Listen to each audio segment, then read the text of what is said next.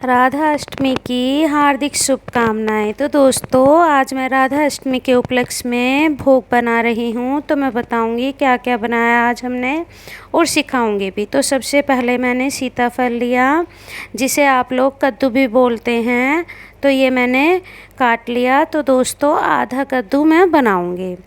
तो इसे हम बारीक बारीक काट कर एक भगोने में डाल रहे हैं। तो मेरी मम्मी कहा करती थी राधा रानी को सबसे प्रिय सीताफल था। तो और वो माखन भी बहुत शौक़ से खाती थी। तो दोस्तों, और मैंने एक कटोरी में उड़द की धुली हुई दाल और चने की दाल भिगोकर रखी हुई है। तो ये आधी आधी थी, फूल कर पूरा डब्बा भर गया है। तो मैं बताऊंगी कि मैं उनका क्या बनाऊंगी। फिर चलो अब हम पहले सीताफल की तैयारी करते हैं। तो मैंने एक प्लेट में साबुत धनिया, मेथी, थोड़ी सी अजवाइन रखी है, कलौंजी, एक साबुत इलायची, तेज़पत्ता और 2 टीस्पून सौंफ रखेंगे। अब हम अपने सीताफल को छोंकने की तैयारी करते हैं। तो गरम तेल में सबसे पहले हम कढ़ाई में तेज़पत्ता और साबुत इलायची डालकर सारा मसाला डाल देंगे और थोड़ा सा हींग डाल देंगे। इन सभी मसालों को हम भून लेंगे। फिर मैंने मामजस्ते में 3 हरी मिर्च और थोड़ा सा अदरक लिया है, इसे भी कूट लेंगे। और दोस्तों, मैं आज सीताफल बिल्कुल हलवाई जैसा बना रही हूँ। और ये सीताफल सभी को घर में बहुत पसंद भी आता है, क्योंकि मम्मी कहा करती थी राधा रानी जो है खट्टा मीठा सीताफल ही खाना पसंद करती थी। और इसी तरीके से मेरी मम्मी मुझसे सीताफल बनवाया करती थी। तो आज मैं उसी तरीके से सीताफल बनाऊंगी। तो हमने अदरक और मिर्च भी डाल दी है, उन्हें भूनकर हम मसाले डाल लेंगे। तो मैंने 1 स्पून हल्दी, 1 स्पून नमक, 1 स्पून धनिया पाउडर डाला है और ½ टीस्पून मैंने मिर्च डाली है। तो इनको हम भून लेंगे। भूनकर हम इसमें अपना सीताफल छोड़ देंगे, मतलब कद्दू। अच्छा, आप मुझे ना कमेंट करके ये बताना कि आप लोग क्या बोलते हैं। हम तो इसे सीताफल बोलते थे बचपन से, लेकिन जब मैं ससुराल में आई तो मेरी सासू माँ हमेशा इसे कद्दू बोलती थी कद्दू भी लिया, लेकिन हम अपने घर पर इसे सीताफल बोलते थे। तो अब हम इसे अच्छी तरह से थोड़ा थोड़ा भून लेंगे। भूनकर बिल्कुल लो फ्लेम पर मैं इसको ढक कर रख दूँगी। तो देखिए, पहले हम इसे चलाकर अब मैं इसको ढक कर रख रही हूँ और बिल्कुल फ्लेम मैंने लो कर दिया है। आप इसमें बिल्कुल भी पानी मत डालना। अब चलिए, अब हम अपनी आगे की तैयारी करते हैं।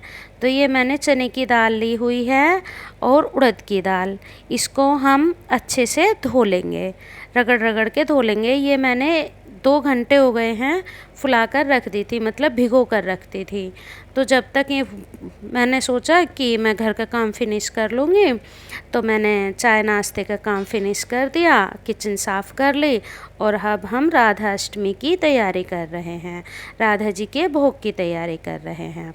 तो अब मैं ये दाल खूब अच्छे से मसल कर धो लूँगी। 2-3 बार इनका पानी निकाल के एक मिक्सी के जार में डालकर प्लस मोड पर हम इसे पीस लेंगे। मतलब इसे हमें दरदरा पीसना है, बिल्कुल बारीक नहीं पीसना। अगर जो आप बारीक पीस देंगे तो जो मैं रेसिपी बताऊंगी वो बनाने में और खाने में कोई स्वाद नहीं होगा। तो देखिए, ये दाना बिल्कुल दरदरा है और इसमें मैंने पानी बिल्कुल भी नहीं डाला, मतलब बिन पानी के मैंने इसको पीसा है। इसी बीच हम अपना सीताफल चलाकर देखते हैं। तो देखिए, ये अभी बनने की स्टेज पर है, मतलब अभी ये बना नहीं है, अभी इसकी तैयारी हो रही है। अभी इसे हम ढककर बिल्कुल लो फ्लेम पर दूसरी गैस पर रख देंगे। अभी हमें इसकी कोई ज़्यादा जल्दी भी नहीं है कि भाई हमारा सीताफल जल्दी बन जाना चाहिए। तो मैं जब भी सीताफल बनाती हूँ हमेशा लो फ्लेम पर ही बनाती हूँ। और मैं मतलब जैसे खाने की तैयारी होती है, सब 12 साढ़े 12 बजे सब खाना खाते हैं, तो उससे मैं पहले ही इसको छोंक देती हूँ। अब हम अपनी सारी दाल डालकर और घी डालकर, मैंने इसमें 1 चमचा घी डाला है और फ्लेम लो है। अब हम अपनी दाल पीस लेंगे। तो दोस्तों, मैं आपको बताना चाहूँगी कि ये दाल भूनने में थोड़ा ज़्यादा समय लेती है, इसलिए आप इसे धीरे धीरे भूनना और ज़्यादा जल्दी बिल्कुल भी मत करना। मैंने इसमें बीच में 1 चम्मच घी और डाला है और थोड़ा सा पानी डाला है, क्योंकि पानी डालने से ये थोड़ा मेरा हाथ चलेगा और भुनेगी। तो मैंने थोड़ी सी स्पीड तेज़ कर दी है। अब देखिए भुनकर कैसी हुई है। अब हम थोड़ी इसमें से आधी दाल निकाल लेंगे अपनी कचौरियाँ बनाने के लिए। तो कचौरी का मैं मसाला बनाऊंगी और मैं बताऊंगी कि मैंने कचौरी का मसाला कैसे बनाया है। अब हम आधे बैटर का अपना स्वीट सी डिश बनाएंगे जो राधा रानी को पसंद थी। राधा रानी को बेसन की चीज़ें बहुत पसंद थी, जैसे बेसन की बर्फ़ी, बेसन के लड्डू, माखन मिश्री भी वो बहुत शौक़ से खाती थी।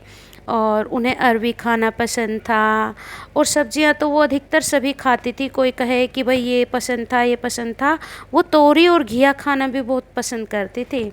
तो चलिए अब हम एक चायदान में इसकी चाशनी की तैयारी कर लेते हैं। तो मैंने 1.5 कटोरी इसमें चीनी डाली है और मैंने 1 कटोरी पानी डाला है। तो मैंने आधा कटोरी पहले डाला, आधा कटोरी फिर बाद में डाल दिया, उसे उबलने के लिए रख दिया। और तीसरी वाली गैस पर मेरा सीताफल भी बन रहा है। अब हम इसे भूनते रहेंगे। तो इसे भूनने में आप बिल्कुल भी जल्दबाजी ना करें। और ये रेसिपी जो मैं बता रही हूँ ना, शायद ही किसी ने बनाई होगी। ये बहुत ही टेस्टी बनती है। तो आप धीरे धीरे धीरे धीरे इसे भूनते रहें, बिल्कुल भी जल्दी मत करें। अब मैंने इसमें थोड़ा सा दूध डाल दिया है। तो ये समझ ले छोटे वाला कप समझ लो, या 1 चमचा दूध डाल लिया है, इतना। इसको डालकर फिर से हम भूनते रहेंगे। इसको लो फ्लेम पर ही भूनते रहेंगे जब तक ये दाल भूनकर लाल ना हो जाए।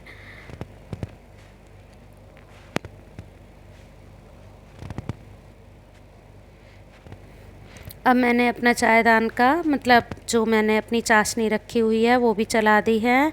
इसी बीच में हम अपनी चाशनी में 2 इलायची डालेंगे और थोड़ी सी केसर डालेंगे।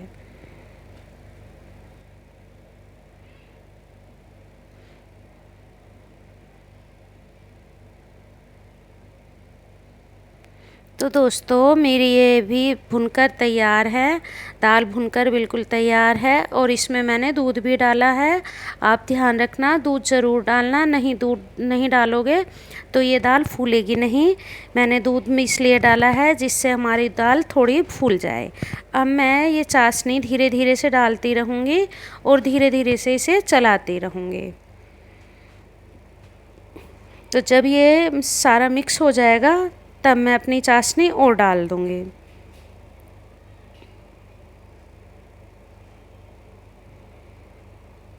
थोड़ा सा मैंने इसमें फूड कलर डाला है।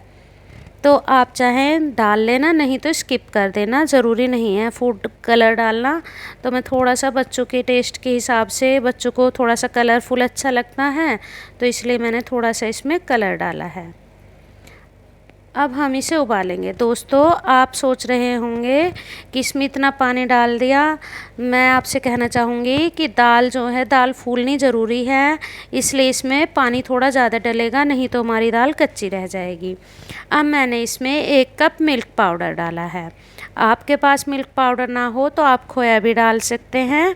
मैंने इसमें मिल्क पाउडर डाला है और मैं इसे अच्छे से भून रही हूँ। चलाते चलाते आप मिल्क पाउडर डालें, ज़्यादा एकदम से इकट्ठा ना डालें, थोड़ा थोड़ा करके डालना है। अब मैंने इसमें थोड़ी सी खरबूजे की गिरी डाली है, जो खरबूजे के बीज बोलते हैं, मगज बोलते हैं। तो देखिए वो तो हमारा बनकर तैयार है। उसे मैंने साइड में रख दिया ठंडा होने के लिए, क्योंकि दोस्तों उसे ठंडा होने में थोड़ा समय लगता है। तो जब तक वो हमारा ठंडा होता है तब तक हम अपनी सीताफल देखते हैं। तो मैंने इसमें 3 चम्मच शक्कर की डाली है। आप चाहें तो इसमें चीनी डाल सकते हैं, गुड़ डाल सकते हैं, लेकिन आज मैंने शक्कर डाली है और 3 चम्मच डाली है। और 1 चम्मच मैं अमचूर पाउडर डाल रही हूँ। और दोस्तों आप ऐसे सीताफल ज़रूर बना कर देखें। ये सीताफल बहुत टेस्टी लगता है और हमारे घर में सभी को पसंद आता है। मेरे बच्चे भी ऐसा ही सीताफल खाना पसंद करते हैं। और बनने के बाद आप इसमें धनिया डाल सकते हैं, कसूरी मेथी, गरम मसाला। तो भाई आज मेरे पास धनिया तो था नहीं और गरम मसाला मैंने इसमें डाल दिया है। अब हम अपनी स्टफिंग की तैयारी करते हैं। अब हम दाल को अच्छी तरह से हाथों से मिक्स करेंगे।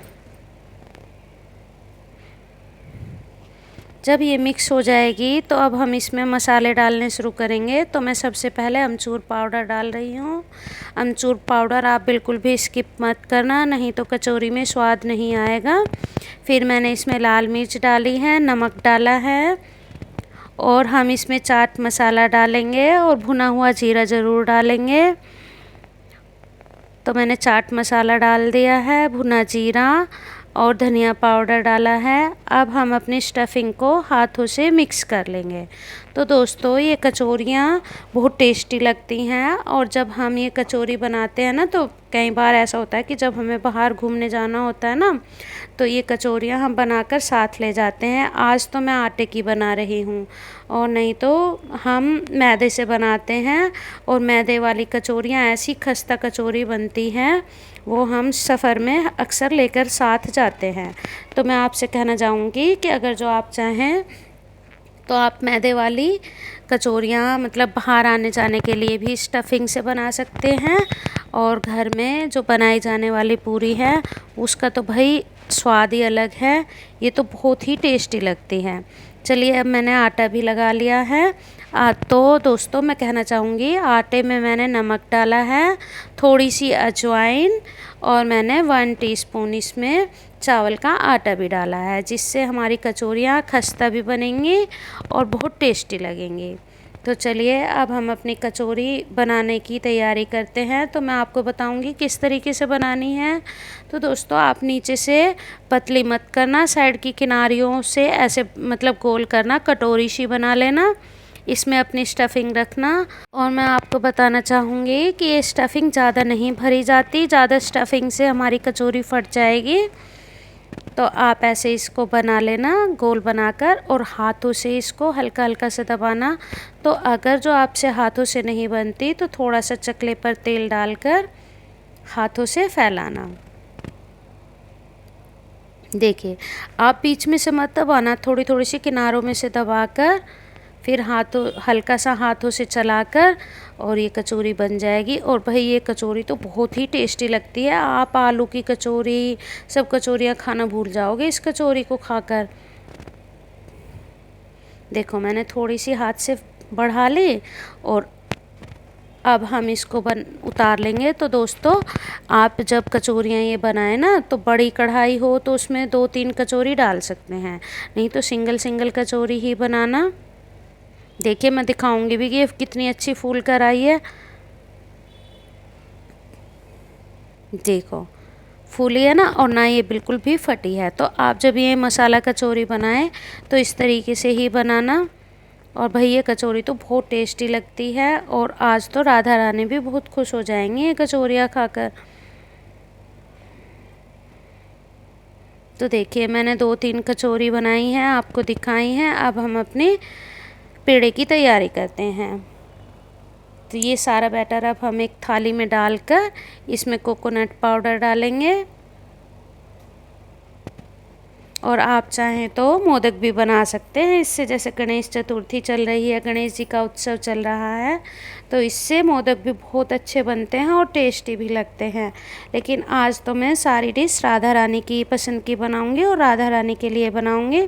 और भाई ये भोग तो गणेश जी को लगेगा ही लगेगा। आप मोदक की शेप दे दें तो ये मोदक बन जाएंगे और नहीं तो ये लड्डू हैं ही।